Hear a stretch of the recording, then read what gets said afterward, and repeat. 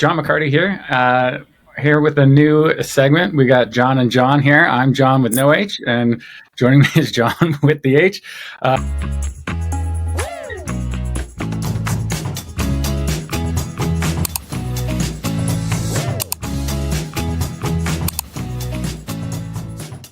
So today we got some good topics. Why don't you let them know what kind of stuff we're going to jump into?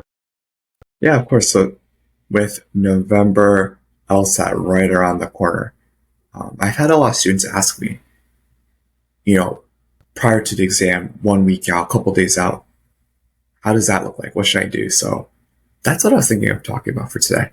Yeah, I think it's great. And I always think of it as like the week of the exam. That's kind of how it lives in my mind. Same. Of just like, this is a different week than the previous weeks that you've done. So you want to really have that tight. I think, let's talk a little bit about what people do right, what people do wrong, some things that maybe we've done right or wrong. And let's really jump into it. So I guess, if you have a student who comes to you and it's, let's say it's a few weeks before the exam and they haven't studied that much and they're thinking like, all right, I'm going to cram for the exam, right? The LSAT, I'm going to do 8 hours, 10 hours, 12 hours a day, every day from now until the exam. What are your thoughts on that study strategy?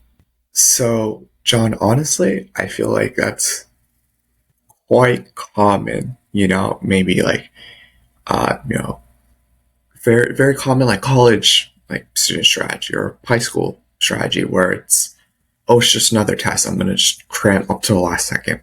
Yeah. But I would say the LSAT is, obviously it's less content driven, but more so, skills, driven, where there's skills that we should have polished prior to the exam. So I think I would say to these kinds of students, I would first see if cramming is useful in their case, because there's some students where it's not so much the actual studying, it's just something to get their minds off things. So that kind of segues into what I think is very important, and it's to prime oneself for success, controlling these outside factors.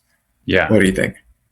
Yeah, for sure. And I like the idea that you said you're building skills versus most tests you take in college, they're content oriented, right? So you just need to memorize the content, and you can really if you're good at it, you can cram that sucker the day before the exam and you can go in. I've been there, done that. But the time horizon on building skills is so much longer, right? Yes. It's just, you cannot learn a skill, like a very difficult skill, in one day, right? Otherwise, everybody would have like a million awesome skills and we would all be amazing at everything that we do if we were able to do that. But it's not, it takes that dedicated time. So I think just setting that distinction between all right, content-based things, cram away if that works for you. Skills-based things that you may want to reconsider and see. Yeah. And I think another important thing to point out is how far are you trying to go, right? Are you trying to go 5 points? You might be able to cram 5 points in 3 weeks. I mean, I wouldn't say that would be an outrageous idea. Yeah, I think so too. But once you get to 10 points, 15 points, 20 points, your maximum potential, wherever that is, I don't think it's possible to reach that in 3 weeks of cramming. Yeah, I definitely agree that, like you said, we're making a distinction between content-driven and skills-driven. And, again, the hard work should have been done a little bit prior. So really, I view it the same way that you do, that 1 week, out, it's really, are you relaxed? Are you sleeping well? Modulating things, on work side, social side, just so that, leave it to the LSAT, for there to be a surprise in that domain. But in your domain, are you controlling for things to minimize surprises? Mm-hmm. Yeah. And there is going to be a surprise from the LSAT on test day. I felt that was this curveball question. And if you looked at it later outside of the testing environment, you may be like, oh, that's a pretty straightforward question. But every single test, there's always, the boards blow up with like, oh, this was the hardest reading comp that's ever been, or this is the hardest. Every time. Yeah. Every time, every single test. And then you go look at them afterwards. You're like, I have no idea what the discussion was about. This test was pretty straightforward, but in the moment, it feels so much different. Yeah. So you don't want any surprises, coming from your realm of control, because you don't have full control in the situation, right? But you do have a few things. So we've established cramming in the last week is not the way to go. What are some of the things that you think do lead to successful test day? Because in the last week, we're really focusing on test day now. Previous to that, we're skills building, right? Basically, the whole thing is skills building versus like getting ready for your performance, for game day, for this one moment. John, I really like that distinction that you're making there, because it, when you're so close to, game day, it's so important to like shift the mindset a little bit, So I think I've heard of like various strategies used, but that distinction that you're making, I think, is very crucial, because when, a couple days out, 1 week out from game day, it's really about modulating performance on that day, So say, maybe the week prior, trying to like get the jitters out, and you like go out with friends, like, are you giving yourself enough time to recover with, sleep, and like, are you eating well? So, one thing that I think about, John, actually is, there's a lot of, I'm thinking about baseball, recently just had the World Series, and, baseball players are known to be very, superstitious. You've heard things where, always eating the same dinner before a game, or always wearing the same socks. I think there's something to be said there with routine, right? Where, maybe you like dress a certain way, or maybe you eat a certain meal beforehand. I always recommend students to take, try to like mimic LSAT taking conditions, right? So it's, if they're taking it in their home, are you taking it in the same room, right? Are you using the same like laptop? Have you done some tests on Law Hub so there's no surprises? So same time of day as you're leading up. Exactly. Things like that. So you're comfortable. Are you wearing your lucky socks? Right. Just how do you feel more confident, right? And it sounds silly, but it's like it's really all about confidence for that last one. For sure. And I think we've all been there in things outside of the LSAT. If you step up to the plate with confidence, there's a much higher probability that you're going to get the outcome that you want, instead of stepping up with hesitance, right? Yes. There is some sort of, I don't like magic in it, where like things start, like you come in with confidence, you get a couple of quick early wins that builds the confidence, and you just kind of get this snowball effect of like, oh man, I really felt like I was cruising through that exam. And I guess so tell me, what was your routine? I'm sure people are interested in like how far back did it go, and what did that look like? Yeah, I think that's a great question, John. Everyone has different things that make them feel relaxed. So, I always tell students, I always tell friends, really just kind of get in your zone, right? So if, like for myself, I think I tend to be kind of lean towards cramming, where it's, oh my gosh, I have to, maximize study time. But, knowing myself, I really do operate best when, I, get some fresh air, I exercise. So, I think I've had my best performances for high stakes things. So, say the LSAT, for example, where, that 1 week out, I'm really making sure I'm going to the gym, I'm exercising, I'm going on like walks outside, like treating yourself, right? Where it's like these things make you feel nice, so I can perform better. Right. And it's like the 1 week where either your best advisors are going to tell you to be as selfish as you can possibly be that week. That week about you taking care of you, the people in your life taking care of you. Like it's like one of the few big moments that happen throughout life. You get a few of these spikes where like life can go this way or it can go that way. I think Tony Robbins is a big on the 2 degrees of separation. Have you heard this? Like, I haven't actually. So if you take a ship and it's going across the ocean, if you just move that ship just 2 degrees, by the time it gets to the other side of the ocean, there's this vast chasm between where it landed and where it could have landed. So these tiny little shifts can create like huge differences when compounded with time and distance, right? Yeah. And the LSAT is one of those things that maybe could shift you 10 degrees or 15 degrees. Like, it's a really big moment, and you should, understand that and take it to be the kind of serious moment that it is. Yeah. I really, I've heard of Tony Robbins, but I haven't heard that 2 degrees, but I think I actually love that. I might be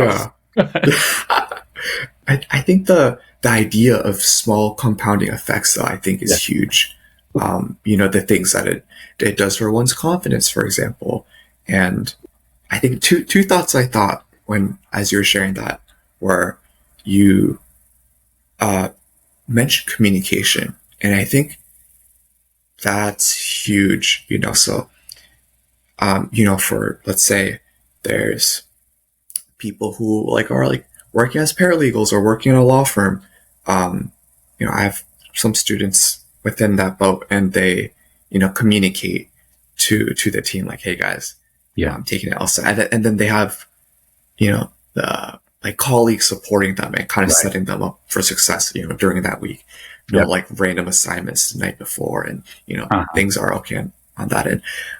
Of course, not everyone has that luxury where, they can, tell their colleagues, but, talking to family or friends where it's, hey guys, like this week I do, help me out. So I do think that note that you said about this is the week to be selfish. Yeah. I 100% agree. I think also the second thing that came to mind as you were saying that was, John, it's crazy. It's, how you feel and confident. It seems like such a soft factor, but you can't really numerically define it, right? You're not like 10 confidence level, or But it's like, John, honestly, it's huge, right? You, if you feel good, let's say early on you have a tough question, it kind of throws off your mojo. But if you're feeling good, you stay calm, you don't let it disrupt your mojo. A funny thing that I would always kind of write down and try to emphasize during my studying is be still, don't be flimsy per se. Yeah. Something hits you, you stay on course. You don't let it time sink. You don't let it affect your mojo. It's almost like tennis, right? Every time you're like, hey, you really whiffed that shot, right? Ready position, there's another ball coming your way, and let's keep going, So I think that confidence makes one a little sturdy, or maybe one set left a sour taste in your mouth. It's okay, you're sturdy. Let's get the next set. So communication and confidence, I think, underrated. Sure. And then, I guess it's just in the realm of taking care of yourself too. I know you mentioned exercise, and I wanted to make a point on that. I think there are 3 things that are within your control that really are going to determine your durability during the exam, your mental durability, your physical endurance through the exam, leading into it. Exercise, I think, is certainly one of them. Now, I want to caution people, because what's exercise for you may not be exercise for me, right? A 5-mile run to you may be, hey, that's a nice quick exercise. A 5-mile run to me might be like, I'm going to throw up and my legs are going to be sore for 5 days. You always have to know, what is exercise to you? And again, making sure you know yourself and being self-aware. Because I have heard people have been like, all right, someone said it's good to exercise the week before, and they're just going super hard, and then they're physically drained. Their muscles are hurt. They can't even sit down without hurting. Yeah. The 100%. And that really touches on a key component of, I think, what we're trying to get across in this episode, where it's so important to be self-aware. And sometimes it's our friends and family that tell us I really see you perform best when you do XYZ. You like do go for walks, or like, I know I'm sure a lot of listeners will be, I have to maximize, I have to use all my study time, but maybe it'll take a friend where like, oh, I've really seen you thrive in this context, and how can we get people within that context? Yeah. Yeah. And, having someone who can kind of see what's going on in your LSAT journey, letting you know sometimes like, hey, I think you need to take a break. Sometimes just, having a tutor who's by your side who can say, hey, your homework is to take a break. Just empower people to be like, oh, exactly. Okay, this is the right thing to do. Like, I felt like I didn't just go full throttle the whole way, that I would look back and regret it. But it's like, you need your rest. That's part of building that skill and being able to perform well. Yeah. Yeah. I definitely agree. It's the week prior it's time for the soft outside things to, kind of take focus. John, one thing that I think about is, there's so many soft things that one doesn't realize that actually do play a big role. I have one of my best friends and old roommate from college. He studied for the MCAT, and he would always study with his glasses. But on the day of the MCAT, he used his contacts, and he said, "Oh my God, my eyes are so dry, and the fan was blowing, and it's like,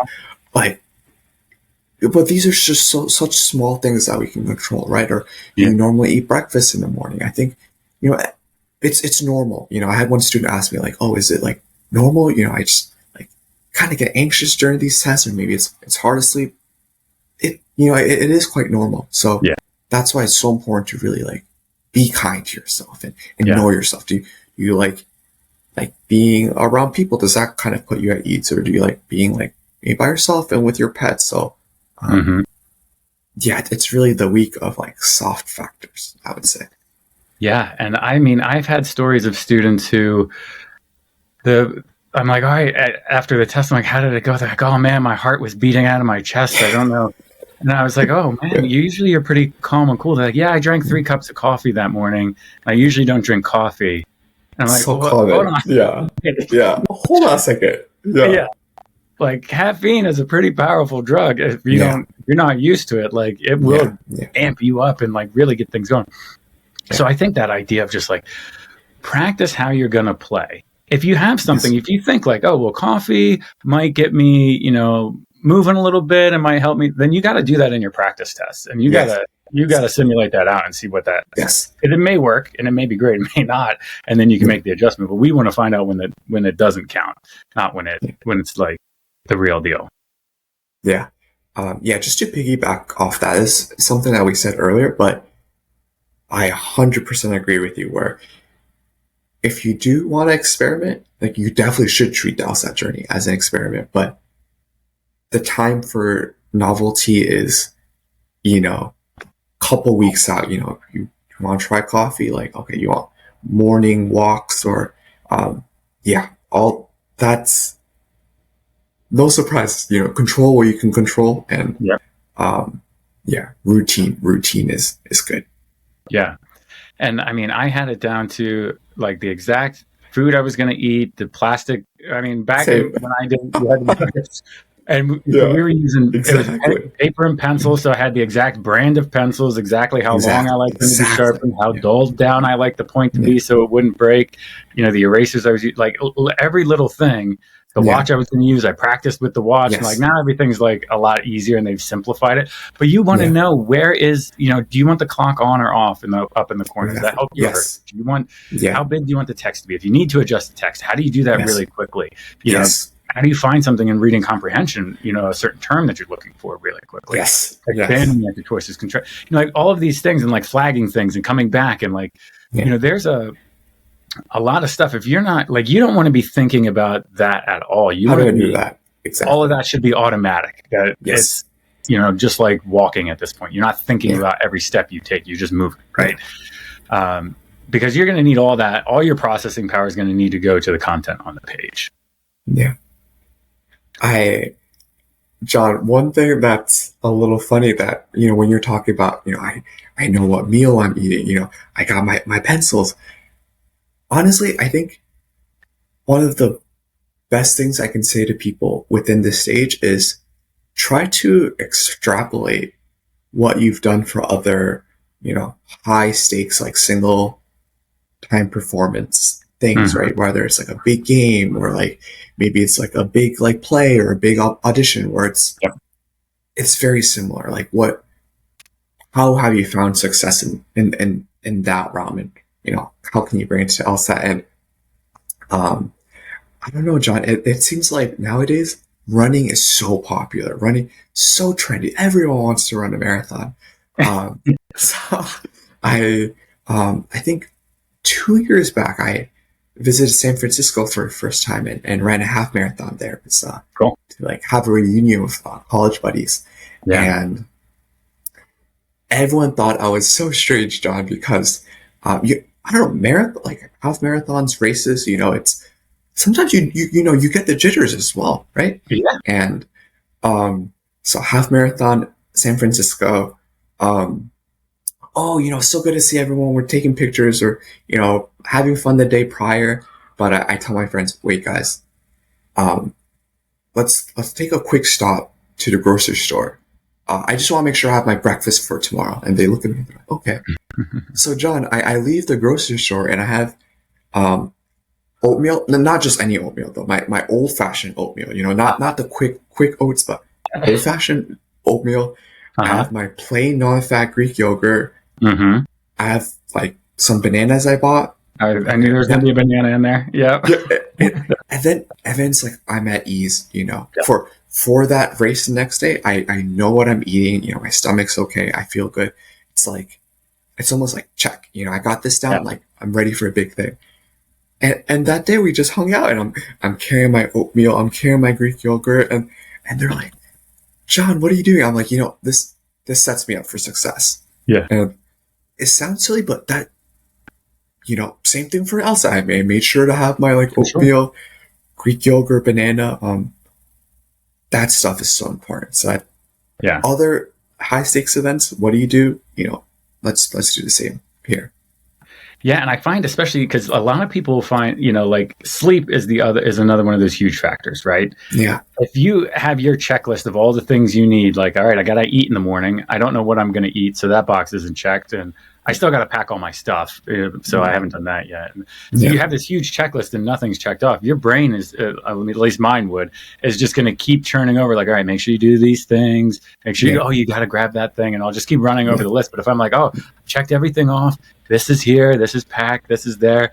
I feel very comfortable that everything's where it's supposed to be. Yes. And I know what my routine is going to be. I know exactly what I'm going to do. I know where the testing center is. I've been there before. I've got my phone. All of this stuff. Yeah.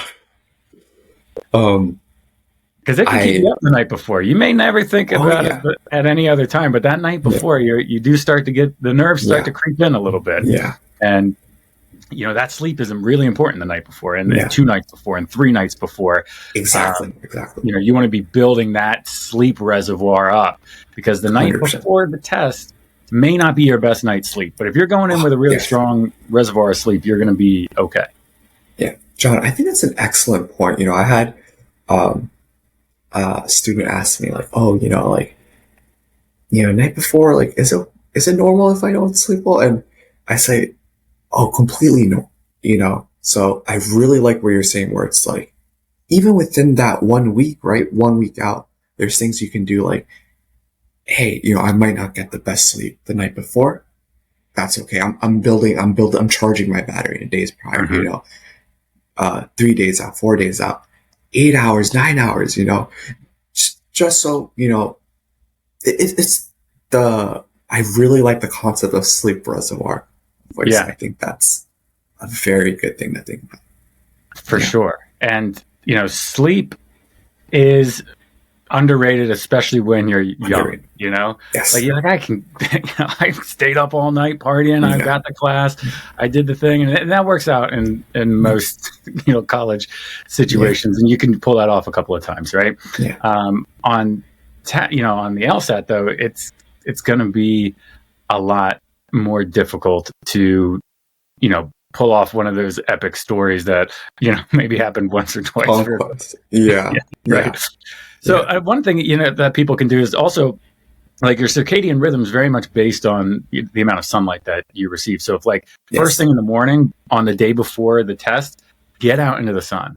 If you can get some sunlight on your face and your eyes and stuff, don't stare at the sun, but get some sun on your face, on your skin, right? Yeah. Then that's going to click on that circadian rhythm, and it's going to start your natural cycle. Yes. And so that it'll put you in a much better position to sleep that night before. Yes. John, I do think, obviously so many people, are different and have their own preferences and how they like to relax. But, there's so much research supporting,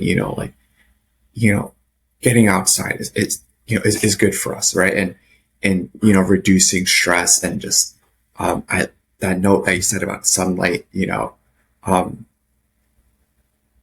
very, very underrated. So I, would want to piggyback that. Yeah. Yep. And,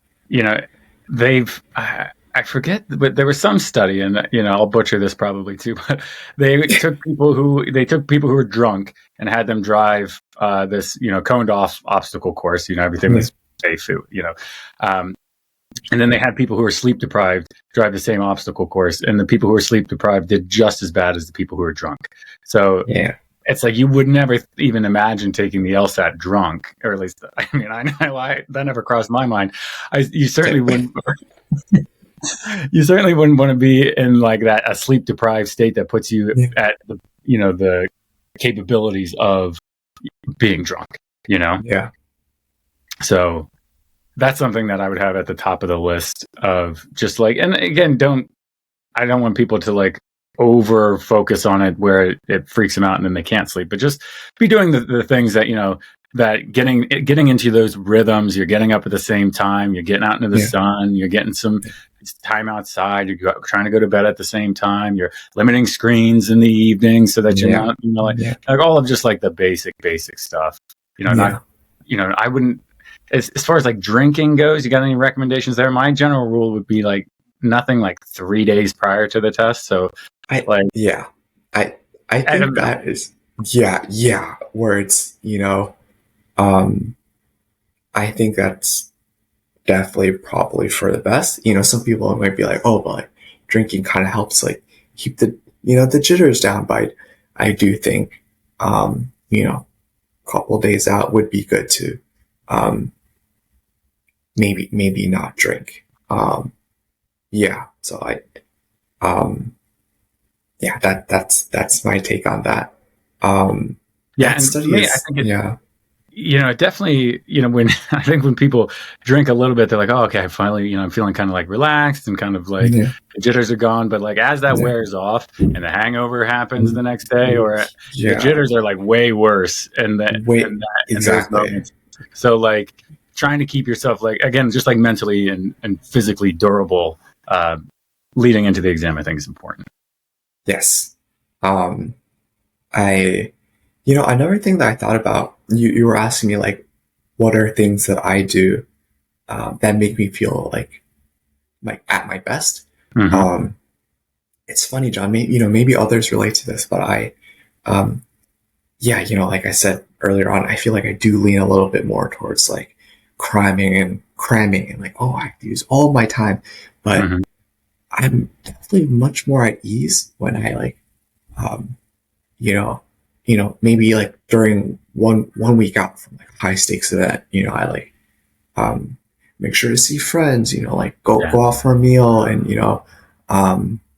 see family and, maybe there's a group event or something. I think that kind of puts me at ease. And I think I would agree that kind of stuff is underrated, because it's so easy just to get stuck in one's head. But go see that friend that you've been meaning to see, go out for lunch, catch a family member for dinner. I think that, I think spending time with others during that week kind of helped me get outside of my little bubble.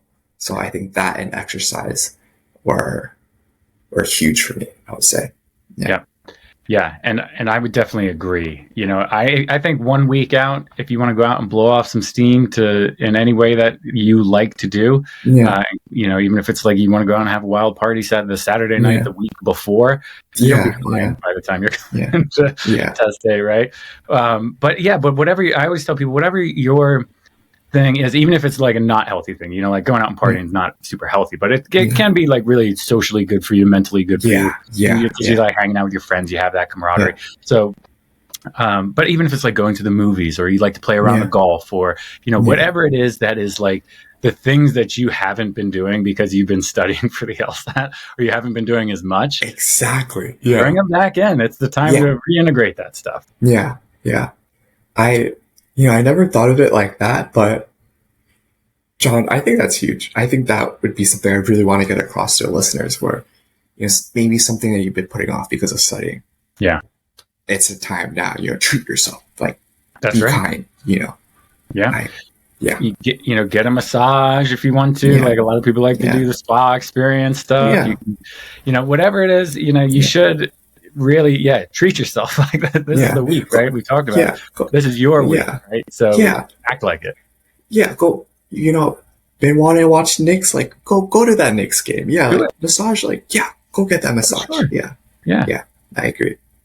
Because one of the things that I say is, it's kind of like this, where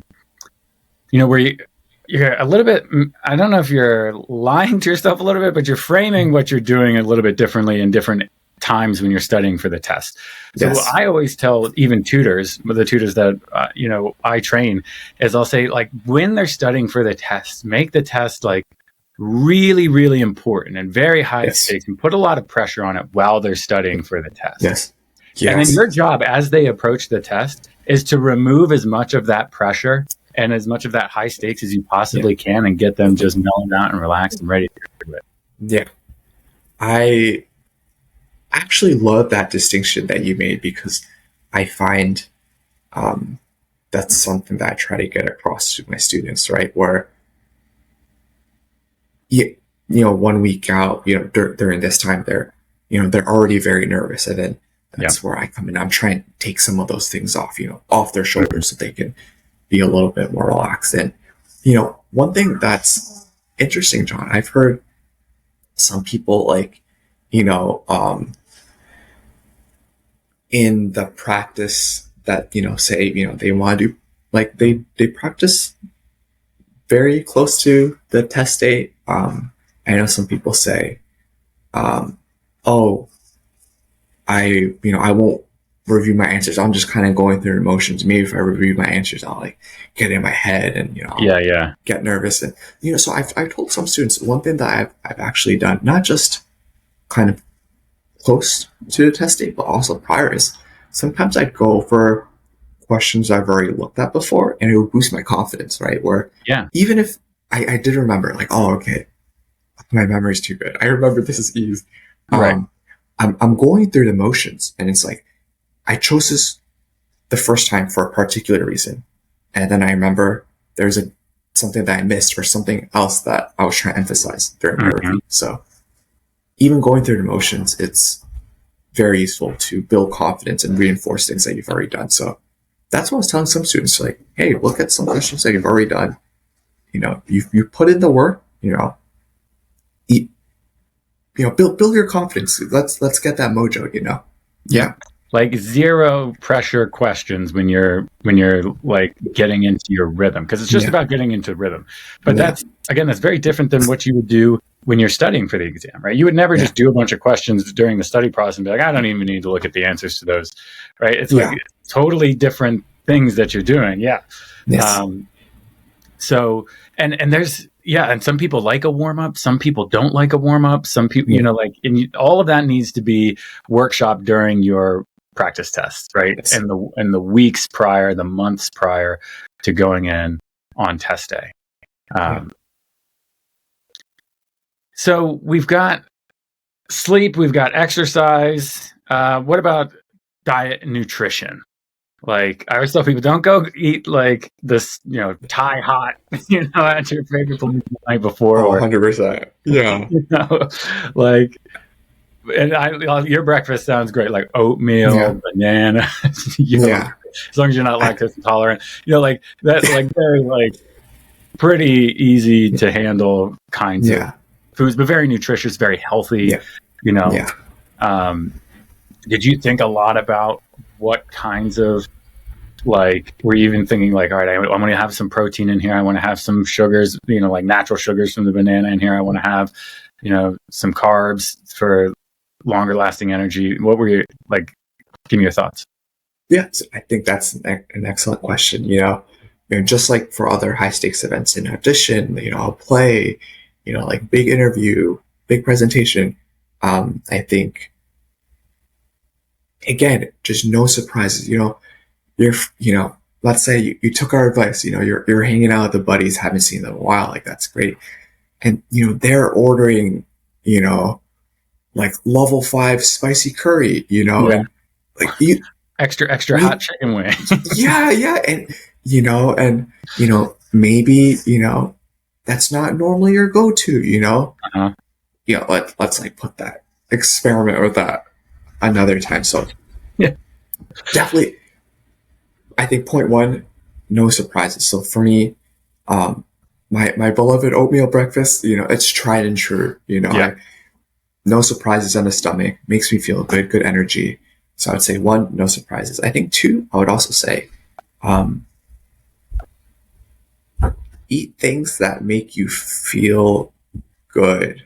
So things that are familiar, and like I'm a big, I love exercise. I love nutrition. So I think I would say healthy food is quite good, is quite underrated. So if there's a healthy meal that you like, no surprises on the stomach, but it's good energy. I was gonna say, and even because like there's unhealthy meals that probably aren't gonna hurt your stomach too much, like a giant old cheesesteak. You probably isn't gonna like mess up your digestion. But if you're like uncomfortably full, or like, and you're just like, I don't know, like you just want to be. That's why I agree. Like the healthier food, the better. But also, like, don't just day up be like, all right, I'm eating only fruit and broccoli, and you haven't done it before. Again, routine is the very first thing. You got to make sure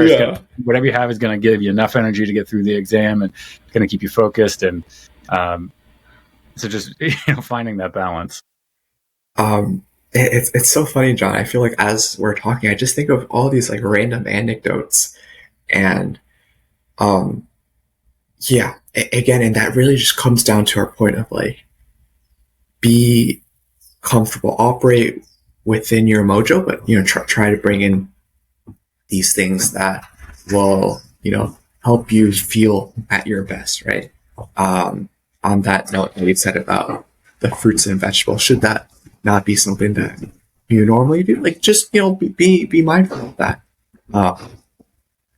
I'm thinking of a time in university where I was meeting with a girl I liked, and I was like, oh, I'm going to prepare all this fresh fruit, and I eat more fruit than I normally do.